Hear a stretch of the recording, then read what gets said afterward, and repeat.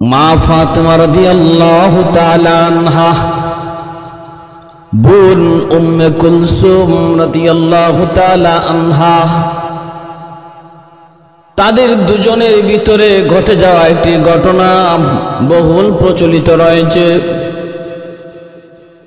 উম্মে কুলসুম রাদিয়াল্লাহু তাআলা আনহা আমার নবী, রহমতের নবী, মায়ার নবীর ৩ নম্বর মেয়ে সন্তান। নবীজির ৪ জন মেয়ে সন্তানের ভিতরে উম্মে কুলসুম রাদিয়াল্লাহু তাআলা আনহা হলেন ৩ নম্বর। ১ নম্বর মেয়ে হলো জয়নব রাদিয়াল্লাহু তাআলা আনহা, তারপরে হযরত রুকাইয়া রাদিয়াল্লাহু তাআলা আনহা, তারপরে উম্মে কুলসুম রাদিয়াল্লাহু তাআলা আনহা, এরপরে সর্বশেষ ফাতেমা রাদিয়াল্লাহু তাআলা আনহা। এ ভাই, খেয়াল করে মনোযোগ দিয়ে শুনো। উম্মে কুলসুম রাদিয়াল্লাহু তাআলা আনহা, ওনার সর্বশেষ বিবাহ হয়েছে হযরত উসমান গনি রাদিয়াল্লাহু তাআলা আনহুর সাথে। আর খাতুনে জান্নাত মা ফাতেমা রাদিয়াল্লাহু তাআলা আনহার বিবাহ হয়েছে হযরত আলী রাদিয়াল্লাহু তাআলা আনহুর সঙ্গে। তাহলে হযরত উসমান আর হযরত আলী তারা হলেন পরস্পরে বাইরা, দুজনই হলেন মায়ার নবীর জামাতা। আর প্রথম ২ জন আবু বকর এবং ওমর রাদিয়াল্লাহু তাআলা আনহুমা হলেন আমার নবীর শ্বশুর। কারণ আবু বকর সিদ্দিক রাদিয়াল্লাহু তাআলা আনহুর মেয়ে আম্মা জান আয়েশা সিদ্দিকা রাদিয়াল্লাহু তাআলা আনহা নবীজির পবিত্র বিবি। ওমর ফারুক রাদিয়াল্লাহু তাআলা আনহুর মেয়ে হাফসা রাদিয়াল্লাহু তাআলা আনহা নবীর পবিত্র একজন বিবি। এজন্য প্রথম ৪ খলিফার প্রথম ২ খলিফা হলেন মায়ার নবীর শ্বশুর, আর পরের ২ খলিফা হলেন আমার নবীর জামাতা। আলী রাদিয়াল্লাহু তাআলা আনহু বড় গরীব, আর ওসমান গনি রাদিয়াল্লাহু তাআলা আনহু তিনি একজন ধনী সাহাবী। শুধু ধনী না, মদিনার একজন শিল্পপতি, অসংখ্য গণিত ধন বিশিষ্ট মদিনার বহুত বড় ব্যবসায়ী ওসমান গনি রাদিয়াল্লাহু তাআলা আনহু।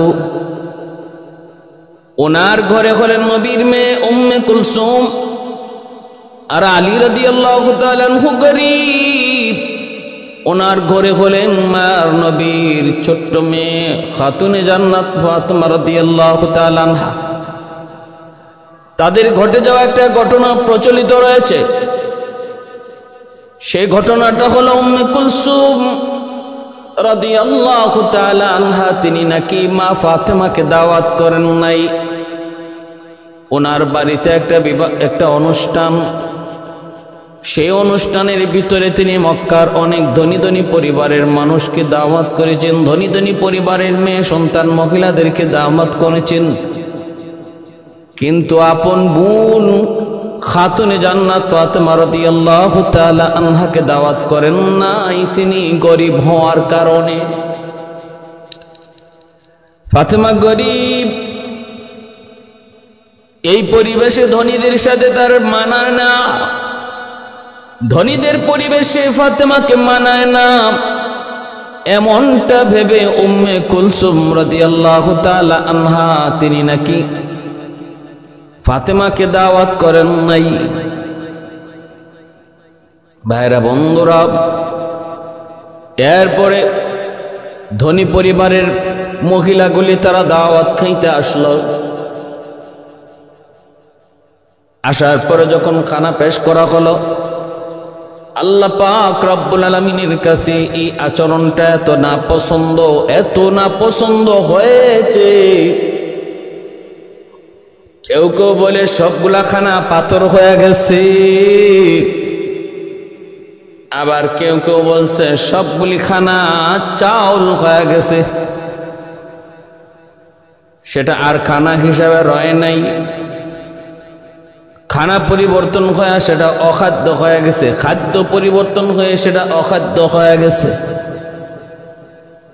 ভাইরা বন্ধুরা, এমন ঘটনা যেই সমস্ত মানুষ জারি গানে গায়, জারি গানে বলে, মানুষকে আবেগ আপ্লুত করার জন্য, এমনকি কবিতাও বানায়, গানও বানায়, ছন্দ আকারে, জারির আকারে। এর কোনো ভিত্তি নেই, উল্লেখযোগ্য কোন বইয়ের মধ্যে, কোন কিতাবে ওই ঘটনার কোন সত্যতা পাওয়া যায় না। কারণ হলো এই ঘটনার দ্বারা আমার নবী পরিবারের উপরে বহুত বড় একটা অপবাদ দেওয়া হয়। কারণ উম্মে কুলসুম রাদিয়াল্লাহু তাআলা আনহা তিনি তো হলেন নবী পরিবারের সন্তান, নবীর কলিজার টুকরা মেয়ে।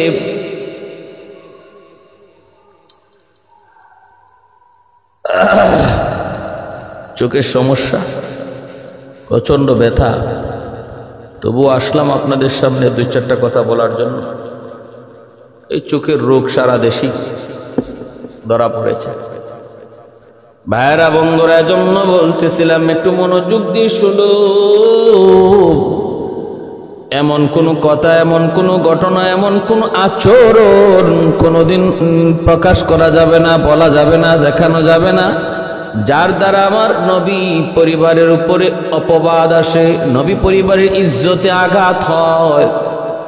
আমার নবী পরিবারের কোন সদস্যের ব্যাপারে এমন কোন কথা বলা যাবে না যেই কথার দ্বারা নবীর পরিবারের ইজ্জত নষ্ট হয়। উম্মে কুলসুম রাদিয়াল্লাহু তাআলা আনহা খাতুনে জান্নাত, গরিব হওয়ার কারণে তাকে দাওয়াত করেন নাই। কথাটা সাধারণ কোনো কথা নয়, বহুত বড় কঠিন একটা অপবাদ, বহুত বড় অন্যায় কথা। এতে বোঝা গেল উম্মে কুলসুম তার ভিতরে অহংকার ছিল, ধন দৌলতের অহংকার ছিল। এর দ্বারা প্রমাণ করা হয় নবী পরিবারের সন্তান, নবীর কলিজার টুকরা মেয়ে উম্মে কুলসুম রাদিয়াল্লাহু তাআলা আনহার অন্তরে সম্পদের বড়াই ছিল, অহংকার ছিল। আর বোনটা গরিব হওয়ার কারণে তার প্রতি তার হেয় দৃষ্টি ছিল। এরা জানুনি কত বড় জঘন্য গুনাহ।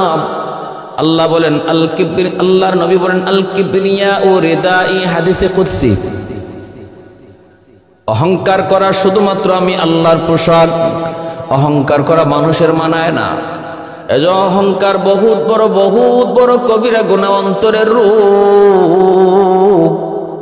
এই রোগে যারা রোগী তারা কোনোদিন আল্লাহর কাছে ইবাদতের মাধ্যমে পার পাবে না। অহংকার তার যাবতীয় আমলকে নষ্ট করে দিবে। এই অহংকার থেকেই গীবতের জন্ম, অহংকার থেকেই তহমতের জন্ম, অহংকার থেকেই যাবতীয় আমলের জন্ম। একজন মানুষকে কেউ যখন ছোট করে কথা কয়, সমাজ হেয় করে, তার গীবত করে, তার শিকায়েত করে, প্রকাশ্যে অপ্রকাশ্যে, কখন করে? যখন তার অন্তরে অহংকার জন্ম নেয়। কারে রাখো, ওর কথা রাখো, ও তো সেদিনের মানুষ, ও তো ওই দিনের পোলা, ও তো ওই দিনেই করছে, ওই দিন খালি আমার বাড়িতে এরকম আসছে সাহায্যের জন্য। এই ধরনের কথা বলে বলে সমাজে যে সমস্ত মানুষ গীবত করে, শিকায়েত করে, চুগলখড়ি করে, ইজ্জত নষ্ট করে, এদের অন্তরে বিশাল বড় রোগ, আর সেই রোগটার নাম হলো অহংকার। আমার ভাইয়েরা বন্ধুরা, জন্য বলতেছি এই সমস্ত বানোয়াট কথা থেকে, বানোয়াট গল্প থেকে আমাদের বিরত থাকা উচিত। শুধু আমরা আপনাদেরকে শোনানোর চেষ্টা করলাম না। উম্মে কুলসুম রাদিয়াল্লাহু তাআলা আনহা আমার নবীর একজন কলিজার টুকরা মেয়ে, যার শরীরে আমার নবী রক্ত রয়েছে রে, যার আচরণ আমার নবীর মতো হবে। তিনি হলেন উম্মতের জন্য নজির, উম্মতের জন্য দৃষ্টান্ত, নবীর একজন সাহাবিয়া। নবী বলেন আসহাবি কান্নুজুম বিআইয়িহিম ইকতাদাইতুম ইহতাদাইতুম। আমার একজন সাহাবী তোমাদের জন্য আকাশের নক্ষত্র স্বরূপ, তোমরা এক একজন সাহাবীকে অনুসরণ করলে হেদায়েত পেয়ে যাবা, সঠিক পথ পেয়ে যাবা, জান্নাতের পথ পেয়ে যাবা। আল্লাহর নবী সাহাবীদের ব্যাপারে এতটা গ্যারান্টি দিয়েছেন। নবী বলেন, ইযা রাআইতুমুল্লাযীনা ইয়াসুব্বুনা আসহাবী ফাকুলু লানাতুল্লাহি আলা শাররিকুম। তোমরা যদি দেখো আমার কোন সাহাবী, নারী হোক চাই সে পুরুষ হোক, তাকে কেউ গালমন্দ করে, তার চরিত্র নিয়ে কেউ কথা বলে, তারে কেউ মন্দ বলে, তার কেউ অপবাদ দেয়, তোমরা বলো ফাকুলু লানাতুল্লাহি আলা শাররিকুম। নবী বলেন তোমরা সাথে সাথে জবাব দিয়ে দিও, বইল তোর উপরে আল্লাহর লানত। আল্লাহ নবী বলছেন, আল্লাহ নবী বলেন সাথে সাথে জবাব দিয়ে দিও তোর উপরে আল্লাহর লানত, তোর উপরে আল্লাহর লানত। এজন্য আমার ভাইরা বন্ধুরা, উম্মে কুলসুম রাদিয়াল্লাহু তাআলা আনহার প্রথম বিবাহ হয়েছিল আবু লাহাবের ছেলে উতাইবার সঙ্গে। আবু লাহাবের দুই ছেলে আমার নবী দুই মেয়েকে বিয়ে করেছিল। উতবা বিয়ে করেছিল রুকাইয়াকে, আর উতাইবা বিয়ে করেছিল উম্মে কুলসুম রাদিয়াল্লাহু তাআলা আনহাকে। এই দুইজনকে দুইজন বিবাহ করেছিল। ভাইরা বন্ধুরা, আমার নবী রহমতের নবী, মায়ার নবী নবুয়ত পাওয়ার 6 বছর আগে, 6 বছর 7 বছর আগে উম্মে কুলসুম রাদিয়াল্লাহু তাআলা আনহার জন্ম হয়। ভাইরা বন্ধুরা, এরপরে তিনি কিছু বড় হতে লাগলেন। নবীজি ওই সময় আরবের একটা প্রচলন ছিল, অল্প বয়সী বিয়ে দেওয়া হয়ে যেত। আমাদের সমাজে সেটা অন্যায় অপরাধ, তখনকার সমাজের সময় সেটা এত অপরাধ ছিল না। নবী তার দুজন মেয়েকে বিবাহ দিলেন আবু লাহাবের সন্তান উতবা উতাইবার সাথে। এরপরে আমার নবী, মায়ার নবী যখন নবুয়ত পান, নবুয়ত পাওয়ার পর আল্লাহর নবী যখন তাওহীদের দাওয়াত দিতে লাগলেন, মেয়েদেরকে নবী উঠায় দেন নাই, নবীর ঘরেই ছিল, বিবাহ হয়ে গেছে। আবু লাহাবের ছেলে উতবা উতাইবা নবীর জামাতা, দুই মেয়ের জামাতা। নবী যখন কালেমার দাওয়াত দেন, তাওহীদের বাণী শোনান, আবু লাহাব নবীর তাওহীদের বাণী মেনে নিতে রাজি না। এমনকি আবু লাহাবের স্ত্রী উম্মে জামিল, সেও নবুয়তের দাওয়াত সে মেনে নিতে রাজি না। এমনকি আমার নবীর কঠিন বিরোধিতা শুরু করলো, কঠিন বিরোধিতা শুরু করলো। এক পর্যায়ে আমার নবীর উপরে আঘাত করলো আবু লাহাব। কেউ আঘাত করার সাহস করে নাই, সবার আগে আঘাতটা করলো আবু লাহাব। যখন নবী কালেমার দাওয়াত দিতে জাবালে আবি কুবাইস থেকে নবীজি দাওয়াত দেওয়ার জন্য সবাইকে ডাক দিয়েছিলেন। আল্লাহর নবী ডাক দিয়েছিলেন আর বলেছিলেন, আমি যদি বলি পাহাড়ের ওই প্রান্তে তোমাদের জন্য দুশমন অপেক্ষায়, তোমরা কি আমার কথাটা মেনে নিবা? বলেছিল সবাই, হ মানবো, কারণ তুমি তো আল আমিন। আল্লাহ নবী বললেন, তাহলে আমি বললাম কালেমা যদি গ্রহণ না করো বিপদ বিপদ বিপদ। আবু লাহাব তখনই একটা ঢিল মারল, নবীর দিকে ঢিল মারলে বলল, আলী হাদা জামাতানা ইয়া মুহাম্মদ, তাব্বান লাকা ইয়া মুহাম্মদ। মুহাম্মদ তুমি ধ্বংস হও, তুমি ধ্বংস হও, এজন্যই বুঝি জমায়েত করেছো। এই বইলা ঢিল মারলো। সাথে সাথে আল্লাহ পবিত্র কোরআনের সূরা লাহাব নাজিল করে জবাব দিয়া দিলেন। আল্লাহ বললেন, বন্ধু জবাব তুমি দিও না, আবু লাহাবের গালির জবাব আমি আল্লাহ দিব। কারণ আবু লাহাব তোমারে গালি দেয় নাই বন্ধু, মূলত গালি দিয়েছে আমি আল্লাহকে। যতদিন পর্যন্ত তুমি তোমার কথা বলেছো, আবু লাহাব তোমাকে কোনোদিন গালি দেয় নাই। যেদিন থেকে তুমি আমার কথা বলা শুরু করেছো, সেদিন থেকে তোমার গালি দেয়। এর আগে ছিলে তুমি আল আমিন, এখন হয়ে গেলে দুশমন। অতএব তোমাকে গালি দেয় নাই, গালি দিয়েছে আমি আল্লাহকে। আল্লাহ জবাব দিয়ে দিলেন, তাব্বাত ইয়াদা আবি লাহাবিন ওয়া তাব। এই সূরা নাজিলের পর আবু লাহাব উম্মে জামিল খেপে গেল। আরবের মধ্যে এটা রটে গেল, মুহাম্মদকে অপমান করার কারণে আবু লাহাব উম্মে জামিলের ব্যাপারে কোরআনের সূরা নাজিল হয়ে গেছে। আল্লাহর নবী রহমতের নবী মায়ার নবীর উপরে আবু লাহাব উম্মে জামিল খেপে গেল। দুইও ছেলেকে বলতেছে, তোদের শ্বশুরের কারণে আজকে আমাদের ব্যাপারে কোরআনে সূরা নাজিল হইছে, আমরা নাকি জাহান্নামী, অতএব মুহাম্মদের মেয়েকে আর তোদের ঘরে রাখা যাবে না, এই বিবাহ টিকবে না, তালাক দিয়ে দাও, তালাক দিয়ে দাও। আল্লাহর নবীও এই দিকে আল্লাহর কাছে চাইতেছিলেন, মালিক হয় তুমি আমার দুনো জামাতাকে মুসলমান বানায় দাও, আর নতুবা আমার দুইও মেয়েকে ওদের কাছ থেকে উদ্ধার করে দাও। নবীও দোয়া করেছিলেন, আল্লাহ হয় তুমি আমার জামাতাকে, দুনো জামাতাকে মুসলমান বানাও, নতুবা আমার দুইও মেয়েকে ফিরাইয়া দাও। আল্লাহ দ্বিতীয়টা দোয়া কবুল করেছেন। মুসলমান হওয়া ওদের তকদিরে জুটে নাই, কিন্তু বাপ মার চাপে পইরা দুইও পোলা রাজি হয়ে গেছে নবীর দুনো মেয়েকে তালাক দেওয়ার জন্য। আয়েশা আল্লাহ নবীর কাছে আয়েশা, দুইও ছেলে তালাক দিয়ে গেছে নবীর মেয়েকে। আল্লাহ নবী কষ্ট পাইছেন, মায়ার নবী কষ্ট পাইছেন। এরপরে দ্বিতীয় হিজরিতে এরপরে নবীজি রুকায়াকে বিবাহ দিলেন হযরত উসমান গনি রাদিয়াল্লাহু তাআলা আনহুর সাথে। উসমান গনি রাদিয়াল্লাহু তাআলা আনহুর ঘরে থাকা অবস্থায় হযরত রুকাইয়া রাদিয়াল্লাহু তাআলা আনহা দ্বিতীয় হিজরিতে মদিনাতুল মুনাওয়ারায় তিনি ইন্তেকাল করেন। আর ওনার ইন্তেকালের পর আল্লাহ নবী তার তৃতীয় মেয়ে হযরত উম্মে কুলসুম রাদিয়াল্লাহু তাআলা আনহাকে উসমান গনির কাছে বিবাহ দিলেন। উসমান গনির ঘরে উসমান গনি জীবিত থাকা অবস্থায় আবার হযরত রুকাইয়া উম্মে কুলসুম তিনিও উসমান গনি জীবিত অবস্থায় তিনিও ইন্তেকাল করলেন। আল্লাহ নবী তখন বলেছিলেন, আমার যদি 10টা মেয়ে থাকতো, 10টা মেয়েও থাকতো, তবু আমি ওসমানের কাছে পরপর বিবাহ দিতাম।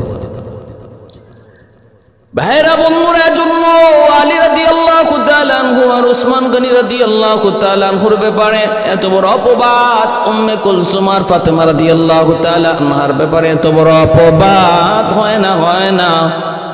অথচ আলী রাদিয়াল্লাহু তাআলা আনহু আর ফাতেমা রাদিয়াল্লাহু তাআলা আনহার বিবাহের সময়ে মোহর দেওয়ার মতো ক্ষমতা আলীর ছিল না। সেই মোহরের ব্যবস্থা করেছিলেন আলী রাদিয়াল্লাহু, হযরত উসমান গনি রাদিয়াল্লাহু তাআলা আনহু। আল্লাহ নবী বলেছিলেন, আলী ঢাল আর তলোয়ার তো আছে, বাজারে বিক্রি করে মোহরের ব্যবস্থা করো। রাস্তার মধ্যে উসমান গনি পেয়ে গেলেন। উসমান ডাক দিয়ে বলতেছেন, আলী কই যাও? কই বাজারে যাই কেন? কই ঢাল তলোয়ার বিক্রি করে মোহরের ব্যবস্থা করব। আলী হযরত উসমান বলেন, আলী আমার কাছে বিক্রি করো, কত টাকা লাগবে বলে এত। উনি টাকা দিয়ে দিলেন, ঢাল তলোয়ার উসমান গনি কিনে নিয়ে গেলেন। সেই ঢাল আর তলোয়ার উসমান গনি রাদিয়াল্লাহু তাআলা আনহু বিবাহের মধ্যে তিনি আবার আলীকে উপহার দিয়ে দিলেন। হযরত আলী রাদিয়াল্লাহু তাআলা আনহুকে আবার তিনি উপহার দিয়ে দিলেন। ভাইরা বন্ধুরা, মোহরের ব্যবস্থা হয়ে গেল, ঢাল তলোয়ার আলী আবার সেটা ফিরেও পেলেন। আল্লাহ নবী রহমতের নবীর মেয়ে খাতুনে জান্নাত মা ফাতেমা রাদিয়াল্লাহু তাআলা আনহাকে কে দাওয়াত না করতে চায়? আর এখানে বুঝি বোন হয়ে দাওয়াত দিতে চায় না। অথচ ইহুদি একটা মহিলা, ইহুদি একটা মেয়ে ফাতেমা রাদিয়াল্লাহু তাআলা আনহার বান্ধবী ছিল। ওই ইহুদি মেয়েটা, সে ছিল বান্ধবী মদিনার। ভাইরা বন্ধুরা, ওই মেয়েটা একবার এরকম ভাবে কি করবে, ইহুদি মেয়েটা বাবা ছিল অনেক ধনী পরিবারের মেয়ে। ইহুদি মেয়ে, সম্পদের কোনো অভাব নাই, একরকম রাজার হালেই চলে। এই মেয়েটাকে ইহুদি যখন বিয়ে দিবে, মেয়ে বলতেছে, আব্বু আমার বিয়ে হবে, অসুবিধা নাই, যেখানে মন চায় তুমি বিয়ে দাও, কিন্তু আমার একটা দাবি আছে। বাবা কই কি দাবি? কই দাবি হলো আমার এক বান্ধবী আছে, নাম হলো ফাতেমা, আমার বান্ধবীকে আমার বিয়েতে দাওয়াত করা লাগবে। ইহুদি বলতেছে, তোমার বান্ধবীর বাবাকে? বলে বাবা মুহাম্মদ। আচ্ছা, দাদাকে? কই আব্দুল্লাহ। ইহুদি বলতেছে, মা আমি তো দাওয়াত করব, কিন্তু কোন গরিব ফকির এরকম কোন লোককে তোমার বিয়েতে দাওয়াত দিতে পারি না, কারণ আমার এই অনুষ্ঠানে ভিভিআইপি রাজা বাদশার পরিবার দ্বারা দাওয়াত খাইতে আসবে, ওদের মাঝে আমি কোনো ফকির মিসকিন গরিব কাউকে দাওয়াত করব না, করতে পারিও না। তোমার বান্ধবী ফাতেমা সে কেমন? কয় খুব গরিব, দেখছি আমি জামা পরে 5টা 6টা তালি দিয়া। ইহুদি কয় অসম্ভব, তাহলে এই প্রস্তাব প্রত্যাখ্যান, এটা কখনো কবুল হবে না, এটা গ্রহণযোগ্য না, এটা আমি মানতে পারি না। এমনি মেয়েটা কান্না শুরু করে দিল। 3 দিন পর্যন্ত মেয়ে কিছু খায় না, কথা বলে না। মাকে সাফ সাফ জানাই দিল, মা আব্বুকে বলে দিও আমার বিয়ে যদি করাইতে হয়, যদি অনুষ্ঠান করাইতে হয়, অযথা খরচ করে কোনো লাভ নাই, বান্ধবী ফাতেমা ছাড়া আমি বিয়ে বসবো না। আমার বান্ধবী ফাতেমা যদি হাজির না হয়, আমি ওই বিয়েতে রাজি হব না। অনুষ্ঠানে যত খরচ করো না কেন, আমি কিন্তু বিয়েতে রাজি হব না মা। যদি বিয়েতে রাজি করাইতে হয়, অবশ্যই বান্ধবী ফাতেমাকে দাওয়াত করা লাগবে। ইহুদি আমার নবীর মেয়ে ফাতেমাকে দাওয়াত দেয়, আর ওই গুমরার দল, পথভ্রষ্টের দল বলে ওরা নাকি নবীর বোন হইয়া নাকি বোনকে দাওয়াত দেয় না, গরিব হওয়ার কারণে। ইহুদি মেয়ে খানা বন্ধ করে দিল। 3 দিন চলে যায়। মা স্বামীর কাছে যা বলে, স্বামী গো, সন্তান যদি বাঁচাইতে হয়, বিবাহ তো পরে, আগে যদি বাঁচাইতে হয়, তাড়াতাড়ি তার বান্ধবীকে দাওয়াত করো। এমনি বাবা আয়সা বলতেছে, মা রে একটু থাম। এ মা শোন, তোর কথা আমি মানবো, কিন্তু মা একটা শর্ত আছে। একটু যা দেখ না, খবর নেয়া দেখ, একটা চিঠি নিয়ে চিঠি পাঠাম। তার বাবার বংশে, তার মায়ের বংশে কেউ রাজা ছিল কিনা, কেউ বাদশা ছিল কিনা, জমিদার ছিল কিনা। যদি তার বাবার বংশে, মায়ের বংশে কেউ না কেউ জমিদারও থাকে, আমি বলবো অমুক জমিদারের নাতিন, অমুক জমিদারের সন্তান। একটু চিঠি লেখে, বান্ধবী চিঠি লিখতেছে খাতুনে জান্নাত ফাতেমা রাদিয়াল্লাহু তাআলা আনহার কাছে। চিঠির ভাষা ছিল এমন, বান্ধবী, আমার বাবা আমাকে বিয়ে করানোর জন্য, বিয়ে দেওয়ার জন্য পাগল, আমিও বিয়ে বসার উপযুক্ত, কিন্তু আমি শর্ত করেছি, তুমি যদি আমার বিয়েতে না আসো, আমি কিন্তু বিয়ে বসবো না, আমি বিয়েতে রাজিও হব না, এই অনুষ্ঠানই হবে না। কিন্তু আমার বাবা তো বলেছে, কোন রাজা বাদশার সন্তান ছাড়া, জমিদারের পরিবার ছাড়া কাউকে বিয়েতে দাওয়াত করা হবে না। আমি খানা দানা বন্ধ করে দিয়েছি। 3 দিন পর্যন্ত চলে গেছে, কোনো কথা নাই, বার্তা নাই। এক পর্যায়ে বাপ মা রাজি হয়েছে। এই শর্তে বান্ধবী, তুমি যদি একটু বলো, তোমার বাবার বংশে, মায়ের বংশে কোনো জমিদার, কোনো রাজা বাদশা আছে কিনা, তুমি যদি একটু বলো, তাহলে আমার জানো বাসে, তুমিও এই দাওয়াতে আসো। এই চিঠি যখন খাতুনে জান্নাতের কাছে পৌঁছল, তখন তিনি আল্লাহ নবীর কাছে গেলেন চিঠি লইয়া। বাবা, আমার এক ইহুদি বান্ধবী আছে, আমার ওই ইহুদি বান্ধবী, সে বিয়ে বসবে এক শর্তে, যদি আমি তার অনুষ্ঠানে যাই। কিন্তু তার বাবা বহুত গরিব ইহুদি, সে অনেক ধন সম্পদের মালিক, সম্পদের অহংকার তার অন্তরে খুব বেশি। এজন্য সে কোনো গরিবকে অনুষ্ঠানে দাওয়াত করতে রাজি না। কিন্তু আমার বান্ধবী, সেও তার দাবি থেকে শর্তে রাজি না। এই অবস্থায় বাপ মা রাজি হয়েছে এই শর্তে যে আমাদের মা বাবার বংশে কোনো জমিদার, কোনো রাজা বাদশা ছিল কিনা। আব্বু, এটা তো তুমি বলতে পারবা। আব্বা, এবার তুমি বলো আমি কি করব। আল্লাহর নবী, রহমতের নবী, মায়ার নবী বলেন, মা রে, তুমি বিয়ের অনুষ্ঠানে দাওয়াত খেতে যাবা? বাবা, আমি যাব বলে, হ তুমি যাবা। তুমি চিঠি লিখে দাও, বান্ধবী, আমি তোমার বিয়েতে দাওয়াত খাইতে আসব। বান্ধবী, আমি তোমার বিয়েতে দাওয়াত খাইতে আসব। আর নিচে লিখে দিবা, দুনিয়ার রাজা বাদশাদেরকে যিনি রাজা বানায়, দুনিয়ার রাজা বাদশাদেরকে যিনি রাজা বানায়, বাদশা বানায়, জমিদার বানায়, সেই মালিকের দোস্ত হলেন আমার বাবা মুহাম্মাদুর রাসূলুল্লাহ। ওয়ামা আরসালনাকা ইল্লা রাহমাতাল লিল আলামিন।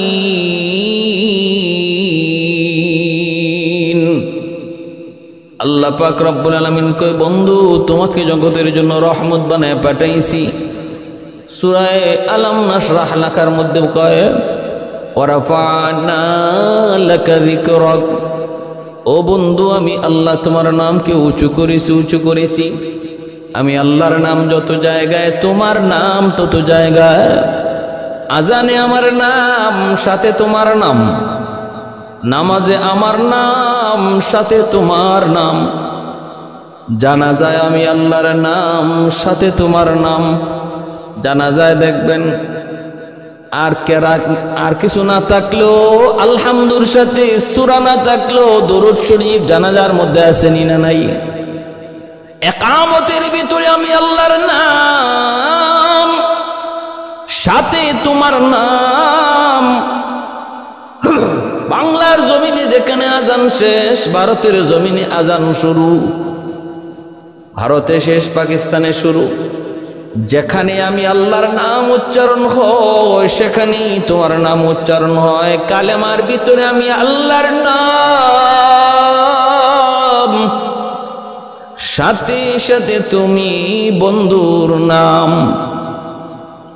तकबीर में कलमा में नमाजों में यज़ा में, तकबीर में कलमा में नमाजों में यज़ा में है नाम इलाही से मिला नाम मुहम्मद, है नाम इलाही से मिला नाम मुहम्मद।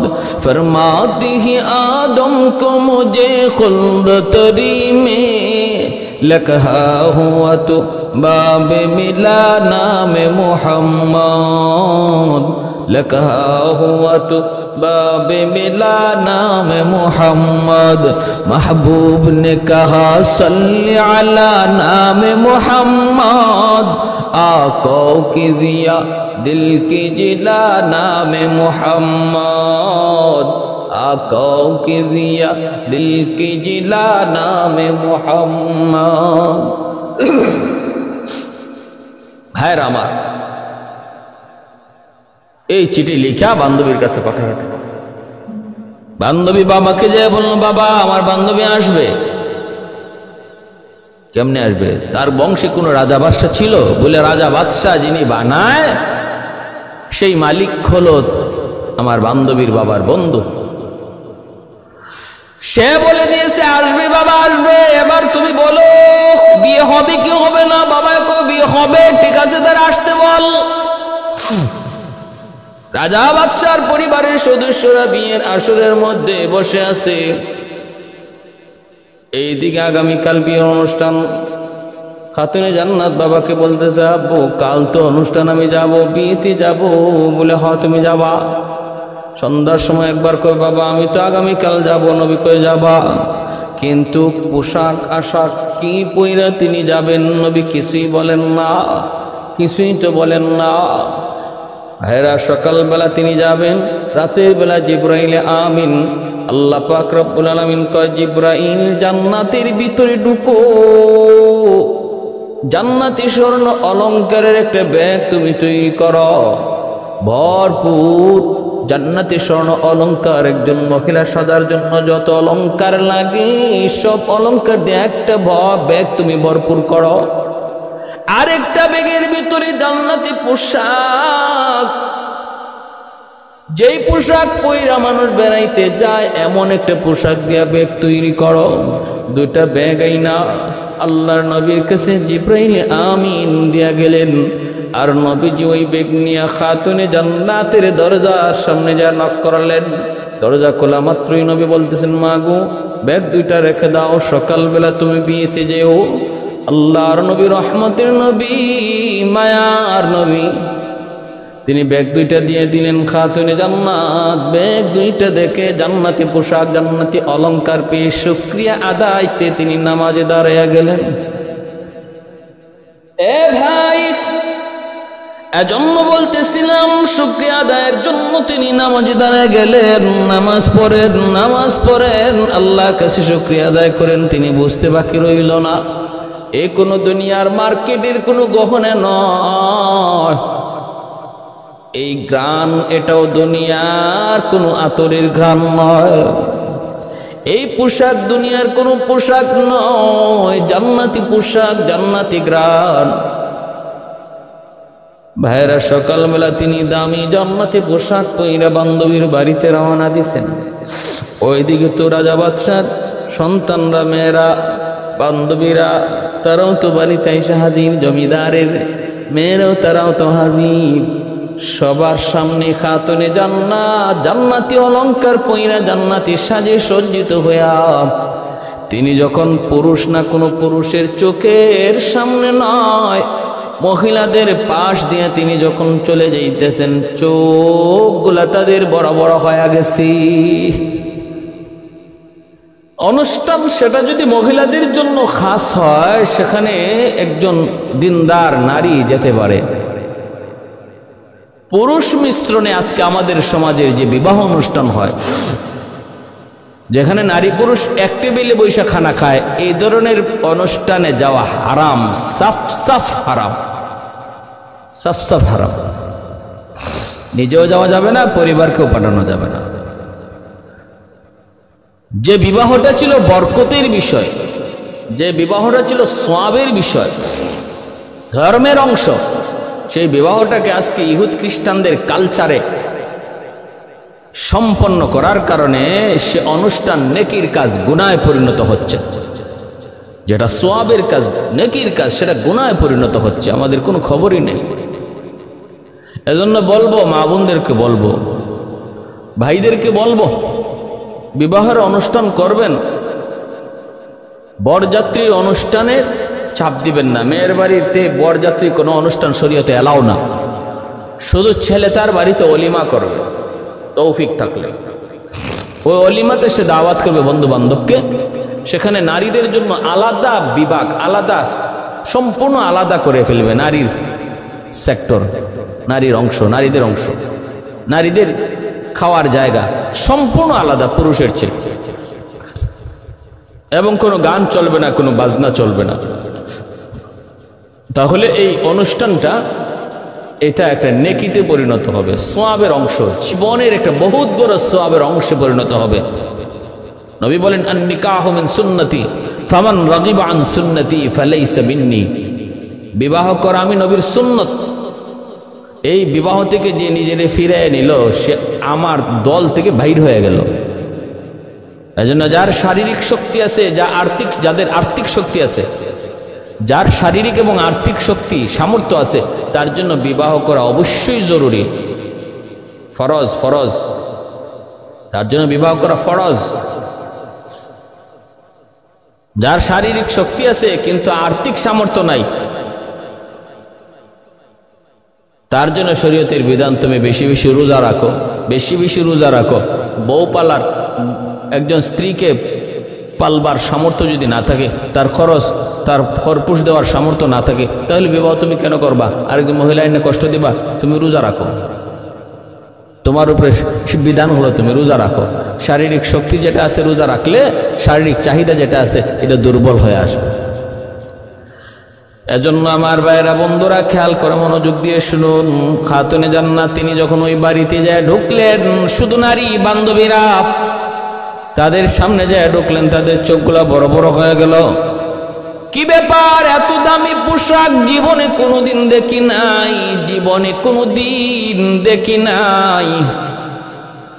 খাতুনে জান্নাত তিনি তো ধর্মীয় কিছু কথা শুরু করলেন। সবাই মন দিয়ে মনোযোগ দিয়ে শুনতেছে, মনোযোগ দিয়ে শুনতেছে। একজন বান্ধবী বলতেছে, বান্ধবী কথাটা একটু বন্ধ করো। মনে করছে যে সবাই বিরক্ত হয়ে গেছে। কারণ বিয়ে বাড়িতে ওয়াজ নসিহত চলে না, বিয়ে বাড়িতে বরযাত্রী অপেক্ষায় থাকে কখন খানা আসবে, কারণ ওই সময় বরযাত্রীদের টেম্পার থাকে বড় গরম। বিয়ে বাড়িতে বরযাত্রীদের টেম্পার গরম থাকে, যদি 19-20 হয় উতাল পাতাল শুরু হয়ে যায়। প্লেট ভাঙে, তরকারি উড়ায় ফেলায় দেয়, ডাব পাইরা খায়, পেয়ারা পাইরা খায়, কত কিছু, ঠিক না? ওই দিন বরের চেয়ে বরযাত্রীর পাওয়ার বেশি থাকে। বিয়ে বাড়িতে বরের চেয়ে বরযাত্রীর পাওয়ার বেশি থাকে। এজন্য মেয়ে পক্ষ, কনের পক্ষ এরাও সহজে বরযাত্রীর সাথে কোনো বাজাবাজি করে না। বহু প্রমাণ এমন আছে বরযাত্রীর গন্ডগোলের কারণে, বরযাত্রীর কারণে বিয়ে ভেঙে গেছে। বিয়ের আসরে যায় বরযাত্রীর সাথে গন্ডগোল হয়েছে, এতে করে বিয়ে ভেঙে গেছে, এমন নজির আছে। বহু প্লেট, বহু তরকারির বাটি বরযাত্রী ভাঙছে, নজির আছে। লবণ কেন কম হলো, তরকারিতে ঝাল কেন বেশি হলো, এটাই প্রবলেম। এতে করে তরকারির বাটি ভাঙছে, প্লেট ভাঙছে, কারণ এদিন পাওয়ার বেশি, পাওয়ার বেশি। অথচ বলুন তো, এই বিয়ে বাড়িতে এই বরযাত্রীর উসিলায় বর খাইতে আসছে, না বরের উসিলায় বরযাত্রী খাইতে আসছে?